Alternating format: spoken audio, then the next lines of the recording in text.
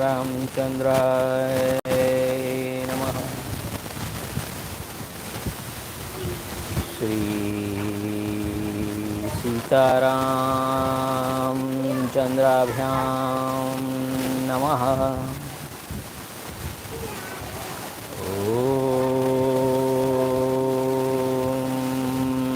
राम रामाय नमः। ओम ह्रीं रामाय नमः। ओम श्रीं रामाय नमः। ओम ऐं रामाय नमः। ओम क्लीं रामाय नमः। श्री रामचंद्र चरणो मनसा स्मरामि। श्री रामचंद्र चरणो वचसा गृह्णामि। श्री रामचंद्र चरणो शरणं प्रपद्ये। श्री रामचंद्र चरणो शीर्षा नमामि। श्री रामचंद्र चरणो शरणं प्रपद्ये। नमस्कार वडीलों मित्रों, मैं ठक्कर आशीष आपका श्रीमद वाल्मीकि रामायण ओरिजिनल श्री राम कथा में हार्दिक स्वागत करता हूँ। This is original Valmiki Ramayana in English as well as in Hindi. The glory of Bhagwan Sri Ram, narrated by Valmiki Rishi and published by Gita Press, Gorakhpur. Jai Sri Ram. Jai Jai Sri Ram. This is episode number 95 और 66वां सर्ग चल रहा है। अब तक हमने देखा कि राजा दशरथ का निधन हो चुका है। सब रानियां आक्रांत कर रही हैं। आगे देखते हैं क्या होता है। तो आज का एपिसोड नंबर 95 अयोध्याकांड सर्ग नंबर 66वां यानी कि 67 सर्ग कैंटो 66 हम शुरू करते हैं। जय श्री राम। जय श्री राम। राजा के लिए कौशल्या का विलाप और कैकई की भर्त्सना, मंत्रियों का राजा के शव को तेल से भरे हुए कहाड़े में सुलाना, रानियों का विलाप, पुरी की श्रीहीनता और पुरीवासियों का शोक। 67वां सर्ग resting canto 66 resting the head of the lifeless monarch in her own lap and severely reproaching Kaikai, Kaushalya grievously mourns for Sri Ram and other exiles. Holding back Kaushalya, who was lamenting with her arms placed around her deceased husband's bosom and consigning the emperor's dead body to a trough filled with oil, the ministers and other functionaries returned each to his own abode in the evening.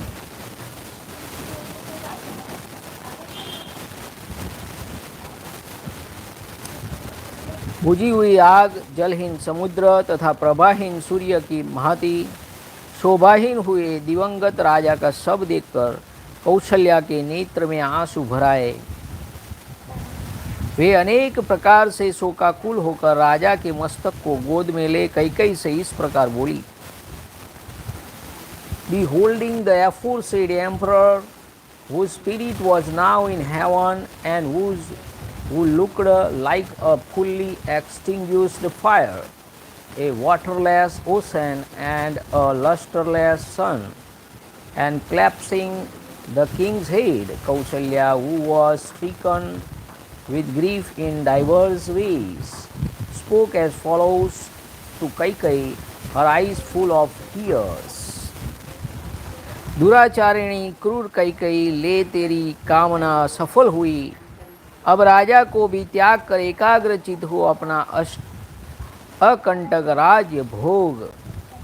having your desire fulfilled, O cruel Kaikai, be satisfied, having done with the king, O woman of evil conduct, confidently enjoy the throne which has no more enemies. Ram मुझे छोड़कर one में चले गए और मेरे स्वामी स्वर्ग को सिधारे हैं। अब मैं दुर्गम मार्ग में साथियों से बिछुड़कर असहाय हुई अबला की भांति जीवित नहीं रह सकती।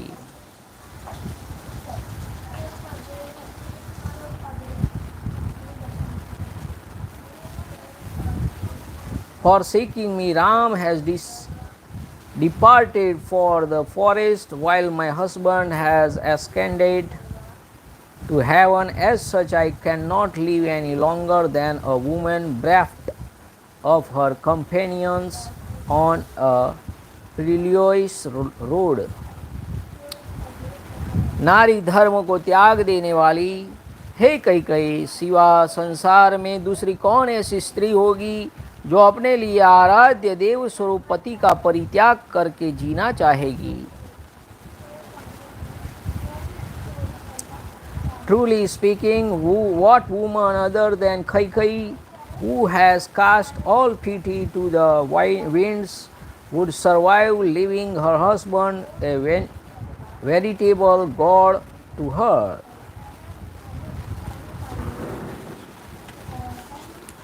जैसे कोई धन का लोभी दूसरे को विष खिला देता है और उससे होने वाले हत्या के दोष पर ध्यान नहीं देता है, उसी प्रकार कैकेयी ने कुब्जा के कारण रघुवंशियों के इस कुल का नाश कर डाला है।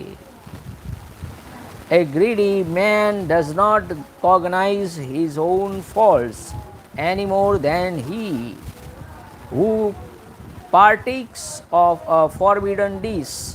The race of the Raghus has been destroyed by Kaikeyi at the instigation of Manthara, a hunchbacked woman. Kaikeyi ने महाराज को अयोग्य कार्य में लगाकर अनेक उनके द्वारा पत्नी सहित श्री राम को वनवास दिलवा दिया। यह समाचार जब राजा जनक सुनेंगे तब मेरे ही समान उनको भी बड़ा कष्ट होगा। Hearing of Ram having been exiled with his consort Sita by the king as urged by Kaikeyi to an unbecoming act, King Janak too will feel greatly perturbed as I do.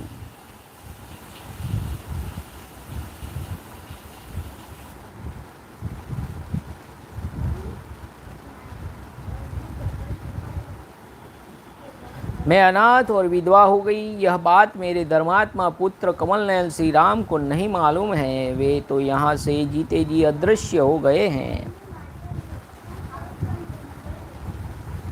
The pious Ram, who is possessed of eyes resembling lotus petal and who has disappeared from his place, even though living, does not know me to have been deprived of my master and husband today. पति सेवा रूप मनोहर तप करने वाली विदेह राजकुमारी सीता दुख भोगने के योग्य नहीं है। वह वन में दुख का अनुभव करके उद्विग्न हो उठेगी।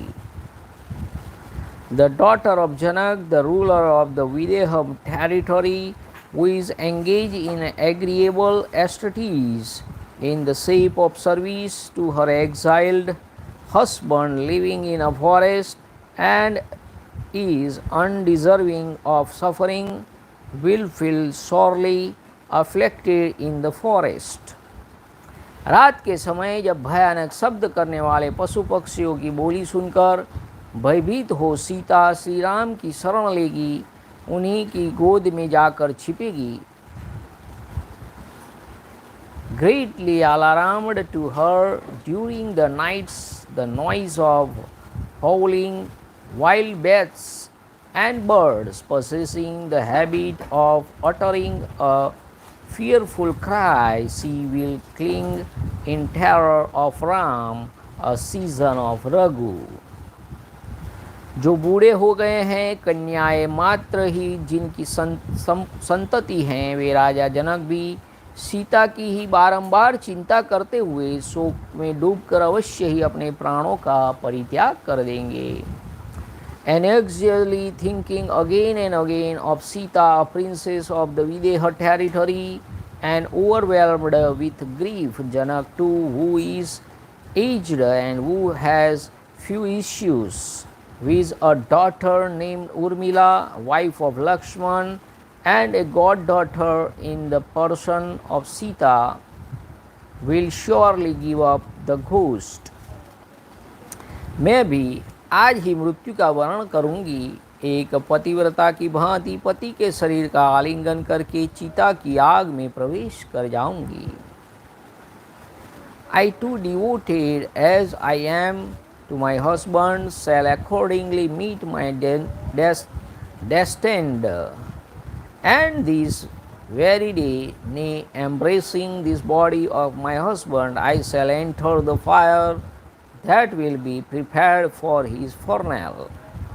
पति के शरीर को हृदय से लगाकर अत्यंत दुख से आर्त होकर करुण विलाप करती हुई तपस्विनी कौशल्या को राजकाज देखने वाले मंत्रियों ने दूसरी स्त्रियों द्वारा वहां से हटवा दिया। The ministers, lead functionaries, stirred with the work of disposing of her king's dead body, then reverently removed from that place the wretched Kausalya, who was sore stricken with agony and laminated, holding the dead monarch in close embrace. फिर उन्होंने महाराज के शरीर को तेल से भरे हुए कहाड़े में रखकर वशिष्ठ आदि की आज्ञा के अनुसार सब की रक्षा आदि अन्य सब राजकीय कार्यों की संभाल आरंभ कर दी। Consigning the deceased emperor at that time to a trough filled with oil, the ministers, as commanded by Vasishtha and other family priests, then perform all the duties connected with the preservation of the king's dead body, etc., required to be done next.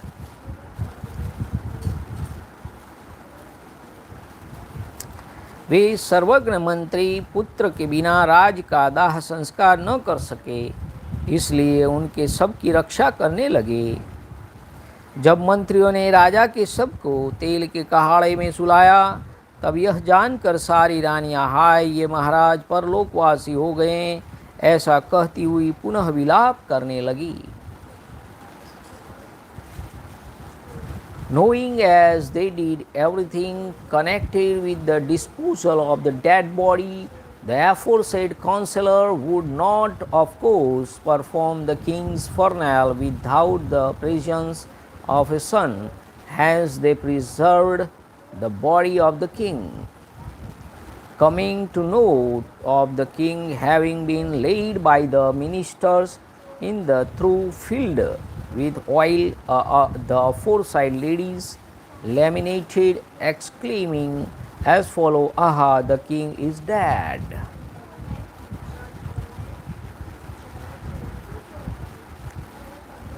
उनके मुख पर नेत्रों से आंसुओं के झरने झर रहे थे। वे अपनी भुजाओं को ऊपर उठाकर दीन भाव से रोने और शोक संतप्त हो दयनीय विलाप करने लगी थी। Throwing up their arms, the wretched ladies, crying with their face containing ceased in the form of eyes, sore stricken with grief, as they were piteously wailed as follows.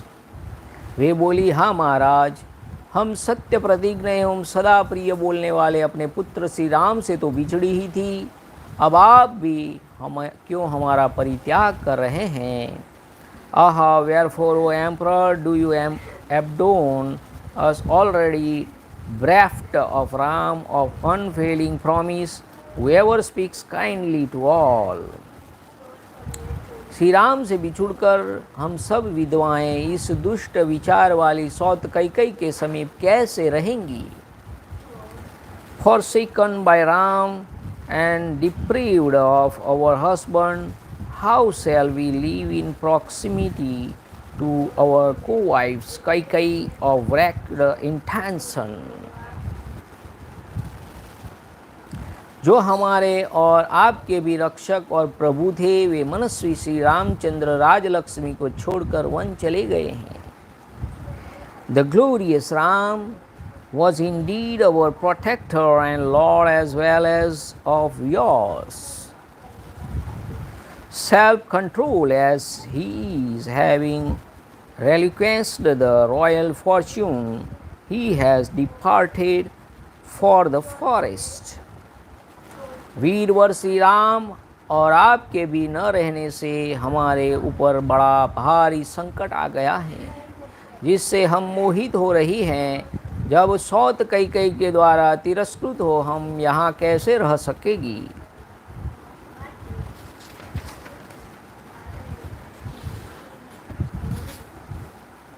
Nonplussed through adversity and treated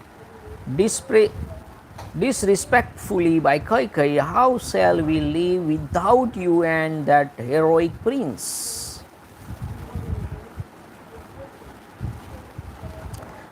जिसने राजा का तथा सीता सहित श्री राम और महाबली लक्ष्मण का भी परित्याग कर दिया, वह दूसरे किसका त्याग नहीं करेगी?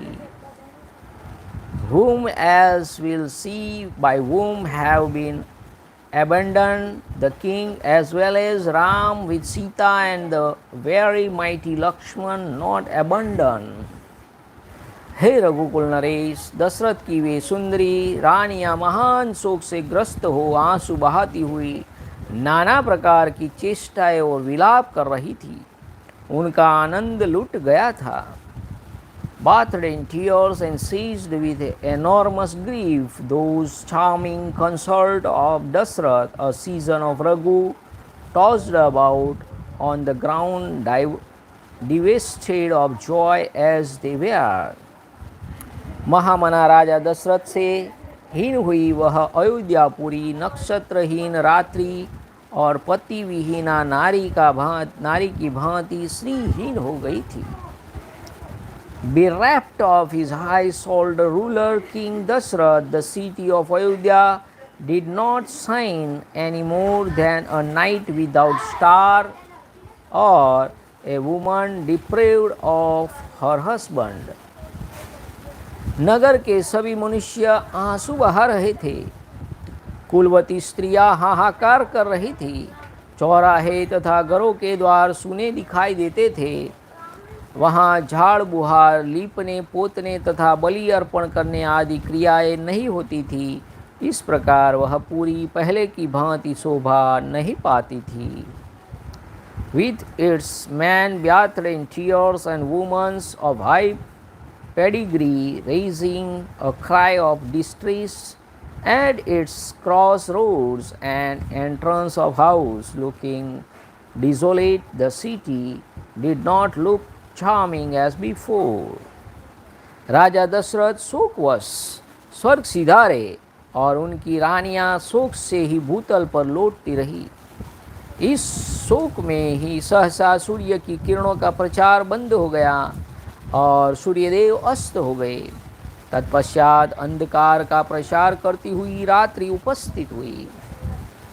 The king, for his part, having departed for heaven due to grief caused by separation from his sons and daughter-in-law, and the king's consort tossing on the floor, the sun suddenly disappeared below the horizon, its rays having ceased to be diffused, and the night actually fell, darkness having commenced to spread. वहाँ पधारे हुए सूरदों ने किसी भी पुत्र के बिना राजा का दाह संस्कार होना नहीं पसंद किया। अब राजा का दर्शन अचिंत्य हो गया। यह सोचते हुए उन सब ने उन तैलपूर्ण कहाड़े में उनके शव को सुरक्षित रख दिया। Those friends and relations of the emperor that stood assembled on the occasion did not favor his cremation in the absence of a son. Therefore, considering the king as having assumed an appearance beyond conception, they laid the king in the trough which served as his bed. सूर्य के बिना प्रवाहीन आकाश तथा नक्षत्र के बिना शोभाहीन रात्रि की भांति अयोध्यापुरी महात्मा राजा दशरथ से रहित हो श्रीहीन प्रतीत होती थी।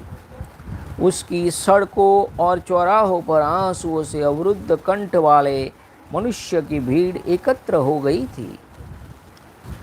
Bereft of Dashrath and excited soul, the city with roads and crossroads full of men whose throats were choked with tears that run past their throats, looked like the ferment sown of splendor in the absence of the sun, and further resemble a night with its host of stars gone out of sight.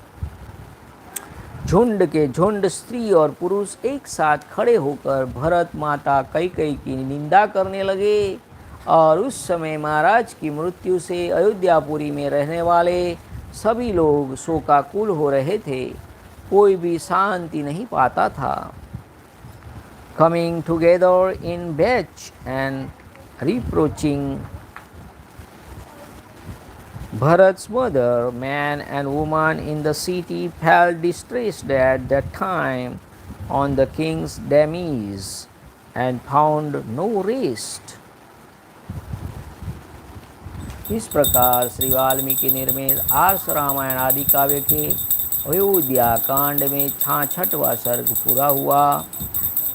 इत्यार्ष Shrimad रामायणे वाल्मीकि आदि काव्ये अयोध्या कांडे 67 सर्गः संपूर्ण। Thus end of Canto 66 in the Ayodhyakand of the glorious Ramayana of Valmiki, the work of the Rishi and the oldest epic. जय श्री राम। देखिए इस सर्ग से हमें क्या मिला कि कई ने अपने पति, अपने पुत्र श्री राम और सीता को वन में भेज दिया, तो ये और क्या नहीं कर सकती, हम ऐसी कई के साथ कैसे रह सकते हैं। तो ये विलाप कर रही हैं। 67वां सर्ग मार्कंडेय आदि मुनियों तथा मंत्रियों का राजा के बिना होने वाली देश की दुरावस्था का वर्णन करके वशिष्ठ जी से किसी को राजा बनाने के लिए अनुरोध करना। सप्तषष्टितम सर्गः Canto 67 attributing the rise and fall of a kingdom to the presence and disappearance of its ruler.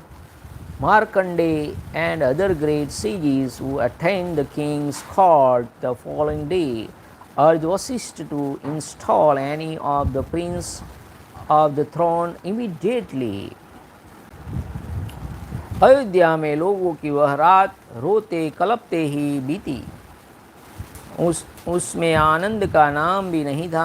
आंसुओं से सब लोगों के कंठ भरे हुए थे। दुख के कारण वह रात सबको बड़ी लंबी प्रतीत होती थी। That night, which was full of laments and the song of joy, and therefore appeared long and was thronged with crowds of tearful men in Ayodhya, came to an end. जब रात बीत गई और सूर्योदय हुआ, तब राज्य का प्रबंध करने वाले ब्राह्मण लोग एकत्र हो दरबार में आए। Coming together at sunrise, when the night has ended, Brahmanas who carried on all the dire duties of a king during the interregnum arrived for their part at the court. Markandeya, मौंद्रल्य, Vamdev, Kashyap, Katyayan, Gautam और महायशस्वी जाबाली ये सभी ब्राह्मण श्रेष्ठ राजपुरोहित वशिष्ठ जी के सामने बैठकर मंत्रियों के साथ अपनी अलग अलग राय देने लगे. Seated with their face turned towards Vasishtha alone, the archpriest of the royal family, Markandeya and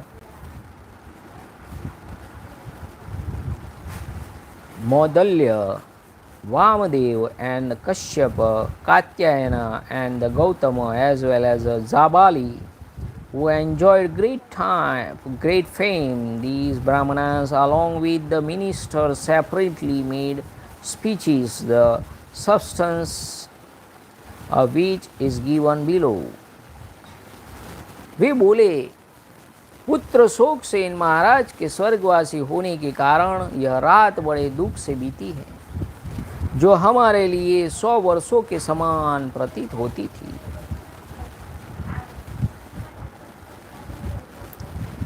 The yonder king, having met his end due to grief born of separation from his son Ram and Lakshman, the night which weighing upon us like 100 years has ended with difficulty. महाराज दशरथ स्वर्ग सिधारे. Shri Ramchandra ji one में रहने लगे और तेजस्वी लक्ष्मण भी श्री राम के साथ ही चले गए. Not only is the emperor away in the heaven, but Sri Ram too has taken up his abode in the forest. Nay, the powerful Lakshman too has left with the same Sri Ram. शत्रु को संताप देने वाले दोनों भाई भरत और शत्रुघ्न कई कई देश के रमणीय राजगृह में नाना के घर निवास करते हैं.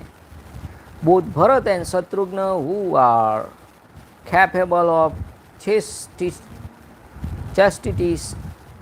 the enemy, are in the lovely palace of their maternal grandfather at his capital, Rajghar, in the Kaikai kingdom.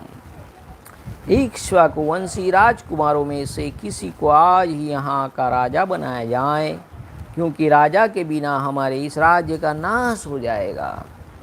Someone among the son of Dashrath, who are season of Ikshvaku, should be crowned king this very day, for without a ruler of our state of Kosala may meet with ruin. जहाँ कोई राजा नहीं होता, ऐसे जनपद में विद्युन्मालाओं से अलंकृत महान गर्जना करने वाले मेघ पृथ्वी पर दिव्य जल की वर्षा नहीं करते हैं. In a land destitute of a ruler, the thundering cloud wreathed with lightning does not drench the earth with rain water. जिस जनपद में कोई राजा नहीं होता, वहाँ के खेतों में मुट्ठी के मुट्ठी बीज नहीं बिखेरे जाते. राजा से रहित देश में पुत्र पिता और स्त्री पति के वश में नहीं रहती है. In a rural land, handful of seeds are no longer scattered for fear of uncertainty of crops. Nay, in a rulerless land, a son is not enamored of the control of his father, and nor is a wife amenable to the control of her husband, there being no executive authority to enforce correct conduct. राजाहीन देश में धन अपना नहीं होता है. बिना राजा के राज्य में पत्नी भी अपनी नहीं रह पाती है. राजा रहित देश में यह महान भय बना रहता है. जब वहाँ पति पत्नी आदि का सत्य संबंध नहीं रह सकता, तब फिर दूसरा कोई सत्य कैसे रह सकता है. बहुत ही गूढ़ बात है. In a rulerless land, there is no personal property in the absence of protector, nor is there a faithful wife. In a rulerless land, there being no laws to check adultery, there is the great There is this great risk in a rulerless territory. How can any other form of truthfulness, virtue prevail? बिना राजा के राज्य में मनुष्य कोई पंचायत भवन नहीं बनवाते, रमणीय उद्यान का भी निर्माण नहीं करवाते तथा हर्ष और उत्साह के साथ पुण्य गृह, धर्मशाला, मंदिर आदि भी नहीं बनवाते हैं. In a rulerless land, people do not construct an assembly hall for public gathering. There being no such gatherings, nor do joyous men plant lovely gardens for fear of their being destroyed by enemies of peace, and order or build scared houses such as temples and buildings for the free accommodation of travelers and strangers, etc. जहाँ कोई राजा नहीं, उस जनपद में स्वभावतः यज्ञ करने वाले द्विज और कठोर व्रत का पालन करने वाले जितेंद्रिय ब्राह्मण उन बड़े बड़े यज्ञों का अनुष्ठान नहीं करते जिनमें सभी ऋत्विज और सभी यजमान होते हैं. In a rulerless land, the trees born other than brahmanas, with kshatriya and vaishya, given to the performance of sacrifice, and self-controlled brahmanas, observing austere vows, do not undertake sacrificial performance, in which everyone participating in it is both an officiating priest and a sacrificer. राजा रहित जनपद में कदाचित महायज्ञों का आरंभ हो तो भी उनमें धन संपन्न ब्राह्मण भी ऋत्विजों को पर्याप्त दक्षिणा नहीं देते हैं. उन्हें भय रहता है कि लोग हमें धनी समझकर लूट न ले. In a rulerless land, even a brahmanas richly endowed with wealth do not pay handsome sacrificial feasts to the priest officiating even at big sacrificial performance. Wherever such performances are undertaken, least by they may be taken for rich men and looted by brigands. अराजक देश में राष्ट्र को उन्नतिशील बनाने वाले उत्सव, जिनमें नट और नर्तकी हर्ष में भरकर अपनी कला का प्रदर्शन करते हैं, बढ़ने नहीं पाते हैं तथा दूसरे राष्ट्र हितकारी संघ भी नहीं पनपने पाते हैं. In a rulerless land, festivals in honor of deities, in which actors and dancers exhibit their art in a highly ascetic mood, and conventional gatherings promoting the welfare of the state do not gather strength. बिना राजा के राज्य में वादी और प्रतिवादी के विवाद का संतोषजनक निपटारा नहीं हो पाता है तथा व्यापारियों को लाभ नहीं होता है. कथा सुनने की इच्छा वाले लोग कथावाचक पौराणिकों की कथाओं से प्रसन्न नहीं होते हैं. In the rulerless land, parties to a lawsuit are not able to have their dispute settled, nor are those given to hearing stories from the Puranas, etc., pleased with such stories told by those to whom the narration of such stories is agreeable. राजा रहित जनपद में सोने के आभूषणों से विभूषित हुई कुमारियां एक साथ मिलकर संध्या के समय उद्यानों में क्रीड़ा करने के लिए नहीं जाती है. In a rulerless land, virgins decked with gold ornaments do not for their part go together to gardens to sport at dusk for fear of being abducted or molested by miscreants.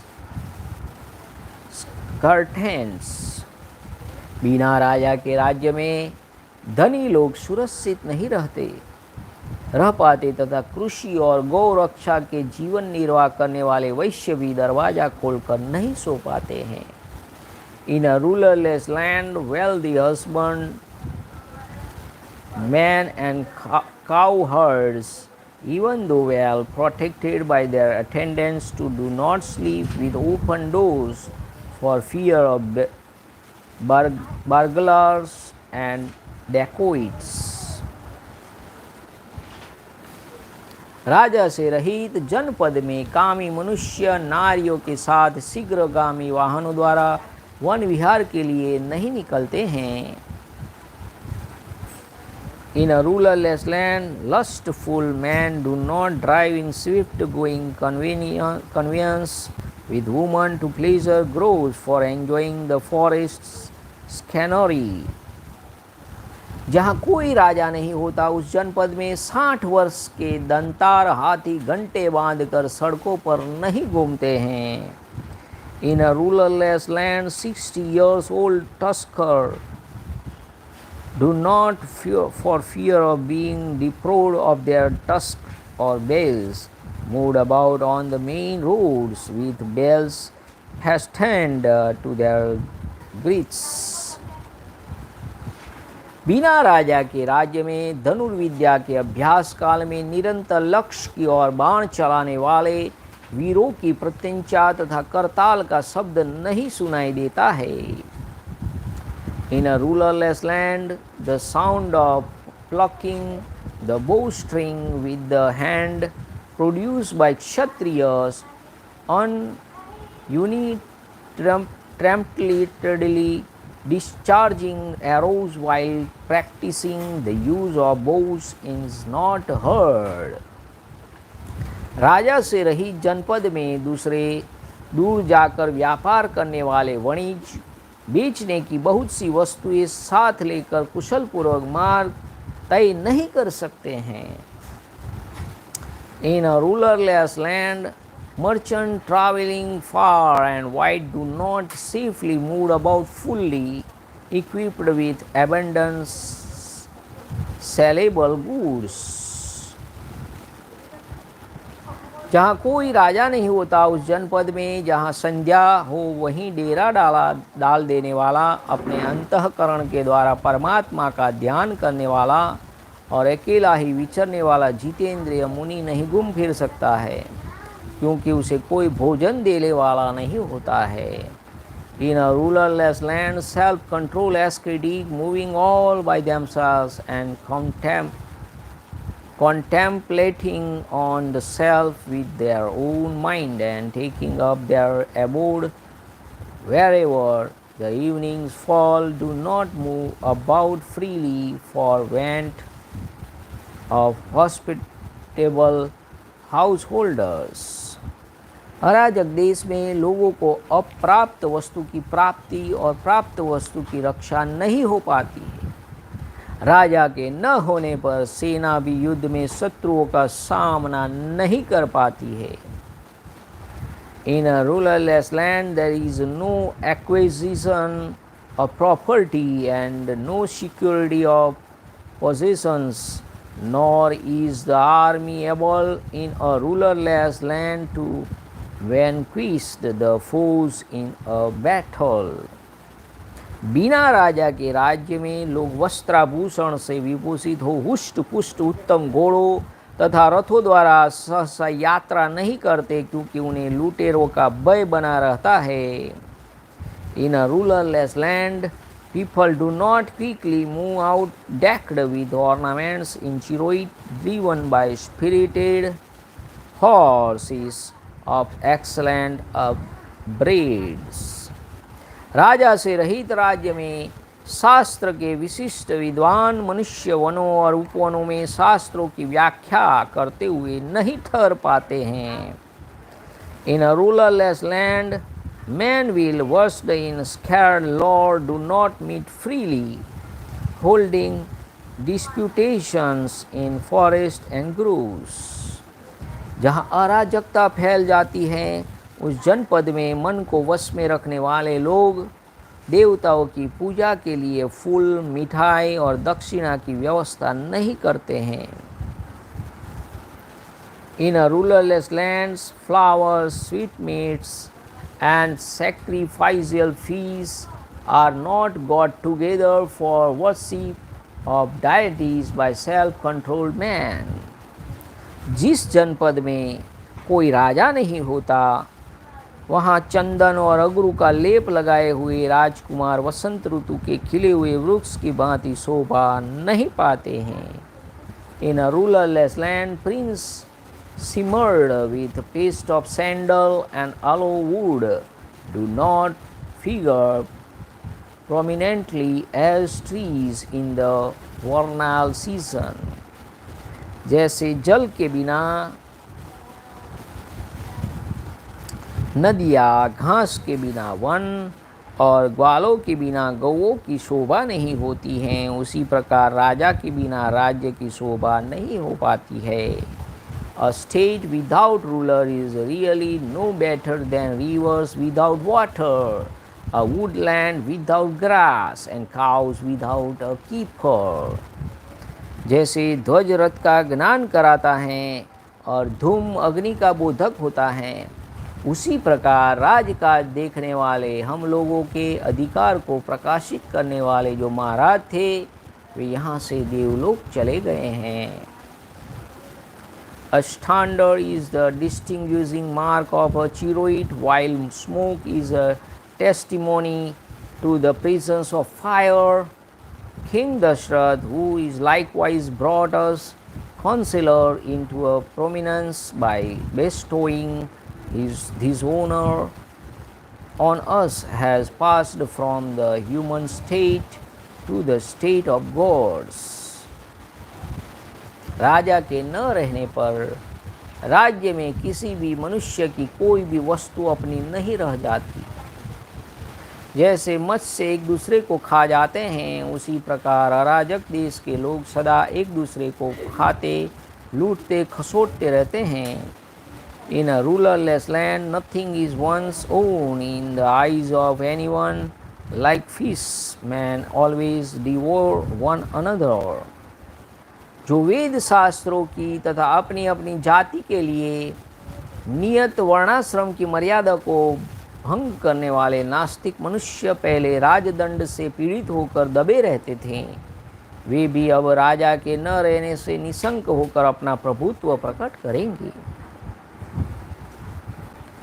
In the absence of stable government, even those who do not believe in the life after death and have flagrant violated the rules of conduct prescribed by the Vedas, and who has consequently been tormented with punishment inflicted by the king, and whose fear of punishment has now been dispelled by the anarchy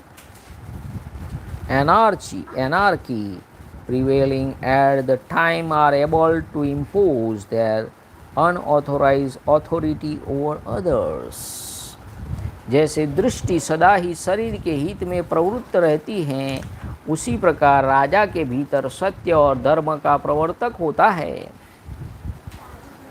Just as eyes ever strive for the goods of the body by serving as a guide to it and showing it the right path, so does the king, who is the fountain of truth and righteousness, ever strive for the good of the state. जैसे हमारी आंखें हमें रास्ता दिखाती है, राजा भी हमें सही रास्ता दिखाते हैं।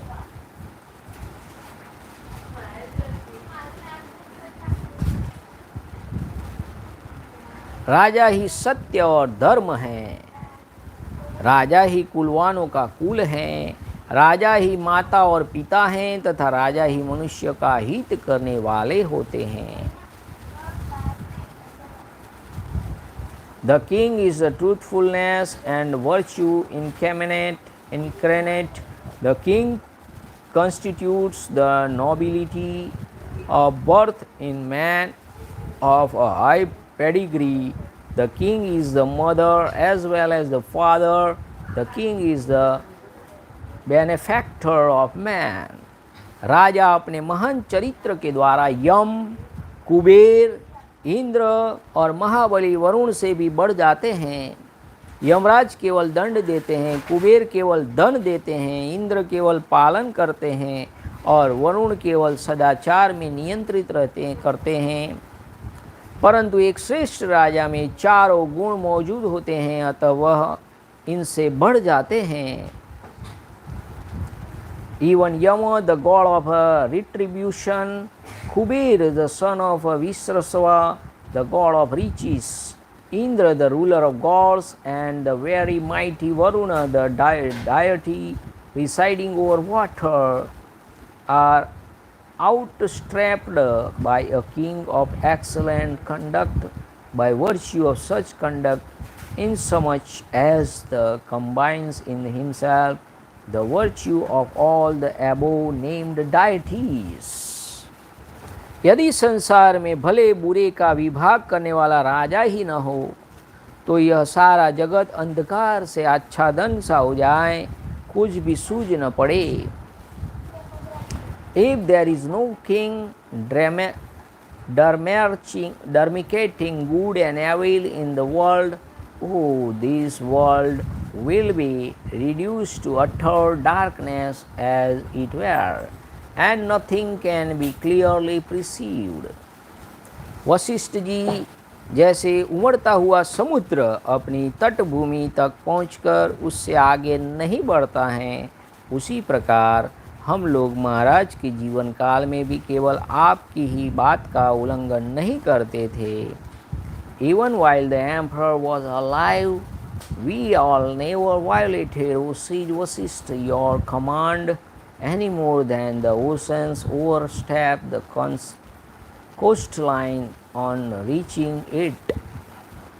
अतः हे विप्रवर, इस समय हमारे व्यवहार को देखकर तथा राजा के अभाव में जंगल बने हुए इस देश पर दृष्टिपात करके आप ही किसी इक्ष्वाकु वंशी राजकुमार को अथवा दूसरे किसी योग्य पुरुष को राजा के पद पर अभिषिक्त कीजिए। Therefore, fully considering our past conduct, which has ever been loyal to the king and devoted to the best interest of the state, and looking on the state, which has been converted into a veritable jungle for want of a king, crown you alone as king on this throne any prince who is a citizen of Ikshvaku or anyone else who's well among the Brahmanas. इस प्रकार श्री वाल्मीकि निर्मित आर्ष रामायण आदि काव्य के अयोध्या कांड में 67वां सर्ग पूरा हुआ। इतिहास श्रीमद् रामायणे वाल्मीकि आदि काव्य अयोध्या कांडे सप्तषष्टितम सर्ग।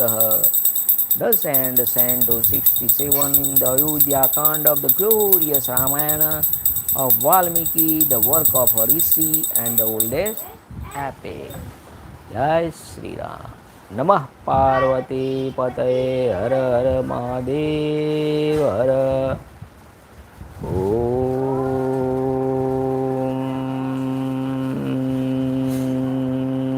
नमो रामचंद्राय नमः। श्री सीताराम चंद्राभ्यां नमः।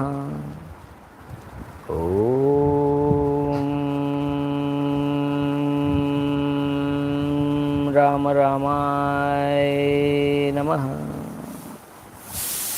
हरे राम राम राम हरे हरे, हरे कृष्ण कृष्ण कृष्ण हरे हरे, हरे राम राम राम हरे हरे, हरे कृष्ण कृष्ण कृष्ण हरे हरे, हरे राम राम राम हरे हरे, हरे कृष्ण कृष्ण कृष्ण हरे हरे, हरे राम राम राम हरे हरे, हरे कृष्ण कृष्ण कृष्ण हरे, સિયા રામ જય જય રામ સિયા રામ જય જય સિયા રામ રઘુપતિ રાઘવ રાજા રામ પતિત પાવન સીતારામ શ્રી રામ જય જય રામ શ્રી રામ જય રામ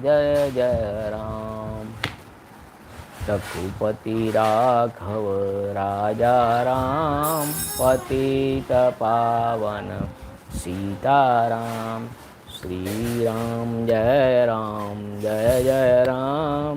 શ્રી રામ જય રામ